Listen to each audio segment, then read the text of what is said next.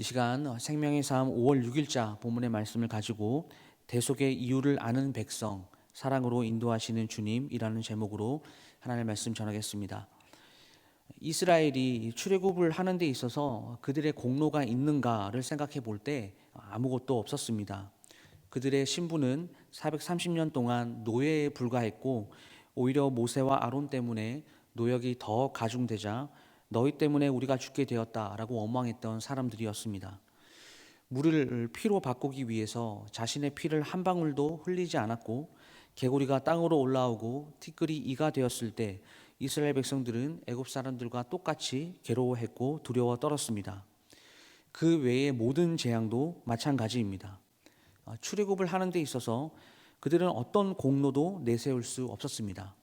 오히려 하나님께서 조상들에게 언약하신 약속을 신실하게 지키시기 위해 심히 많은 가축들을 허락하셨고, 70명이 장정만 60명이 되는 은혜를 허락해 주셨습니다.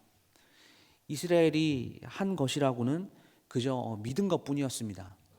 하나님이 12장 7절에서부터 10절까지 하실 말씀, 양을 잡아 피를 문설주와 임방에 바르고 그 고기를 무교분과 쓴 나물과 함께 먹는 것으로 죽음을 피할 수 있으리라, 이것을 믿고 실천했을 뿐이죠. 그리고 이제 애굽을 떠나라 하시니 목적지가 어디인지도 모르고 길을 나섭니다.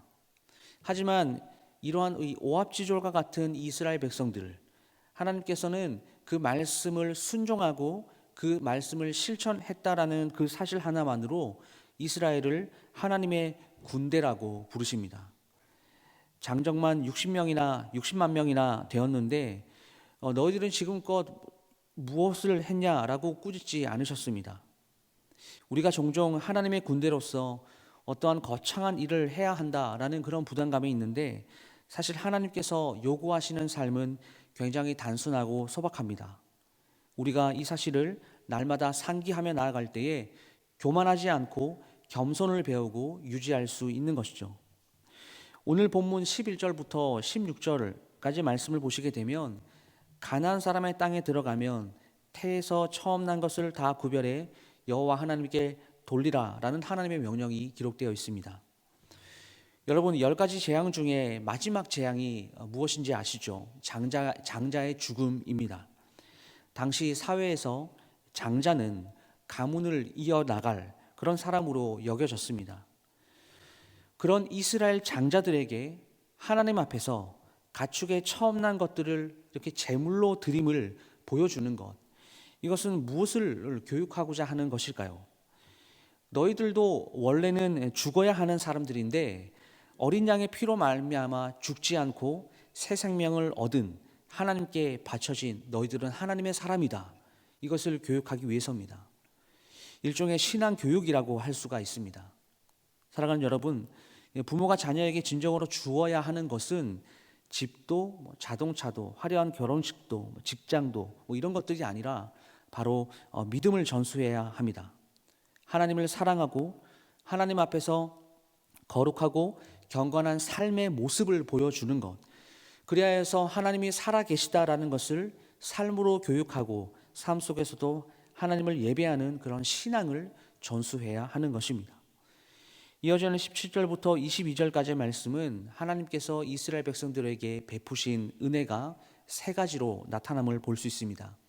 가장 먼저 17절과 18절 말씀은 하나님께서 가까운 블레셋 사람들의 그런 땅이 아니라 홍해와 광야의 길로 인도하셨습니다.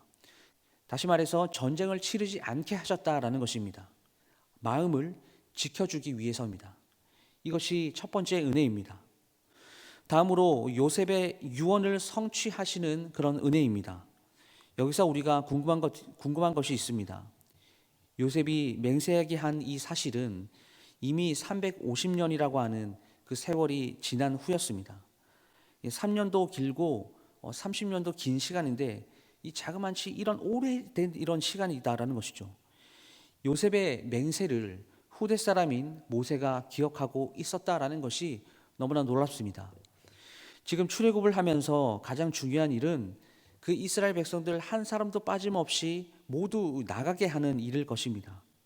거기에 비해서 요셉의 유고를 가지고 나가는 것은 개인적인 일이고 그냥 지나쳐도 될 일인 것 같아요. 그럼에도 불구하고 지금 모세는 요셉의 유언의 그 맹세를 지켜내고 있습니다.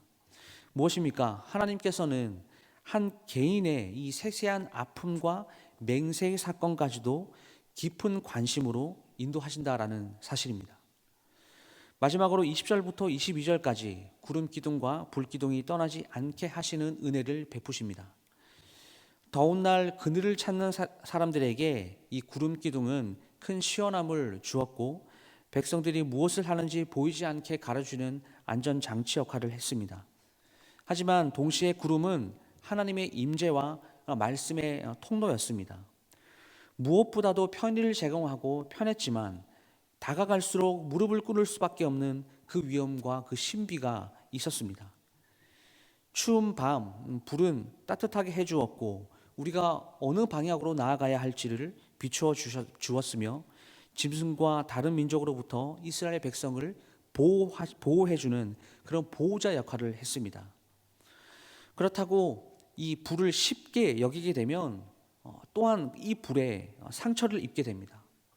누구보다 우리를 사랑하시지만 누구도 가볍게 여기지 못하는 분이 바로 우리와 동행하시는 성령님이다라는 사실이죠. 우리는 구름 기둥과 불 기둥이 되어주신 이 성령님을 가장 큰 선물로 여기며 살아야 합니다. 말씀을 마무리하도록 하겠습니다.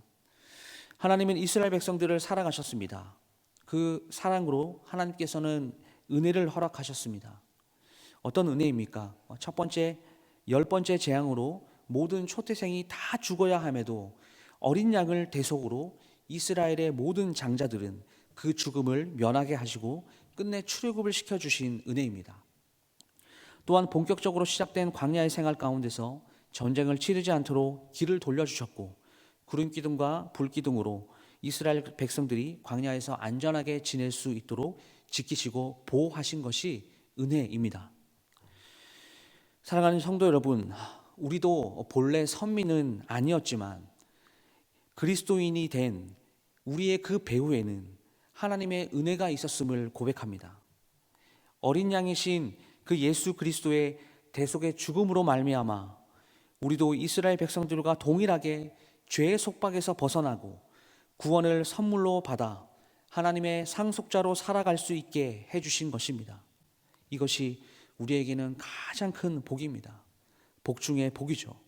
이보다 더 가치 있는 복은 없습니다. 이러한 구원의 은혜도 너무나 놀랍고 너무나 감사한데 믿음으로 구원을 선물로 받아 하나님의 자녀가 되었다면 하나님께서는 그 하나님의 백성들을 그냥 두지 않으시고 이제는 성령을 보내어 주셔서 사랑으로 지키시고 보호하여 주신다라는 사실이죠. 이것이 믿는 사람들의 특권입니다. 그리고 성령의 보호는 단회적으로 끝나지 않습니다. 하나님은 신실하신 분이시기 때문에 그 주님의 사랑과 그 보호는 끝이 없다. 영원히 우리를 지키시고 우리를 보호하신다라는 사실을 굳게 믿으시길 바랍니다. 그래서 오늘 하루 우리와 함께 하시는 그 하나님을 굳게 신뢰하고 감사와 찬양을 올려드리는 귀하고 복된 날이 될 수 있기를 주님의 이름으로 축원합니다. 기도하겠습니다.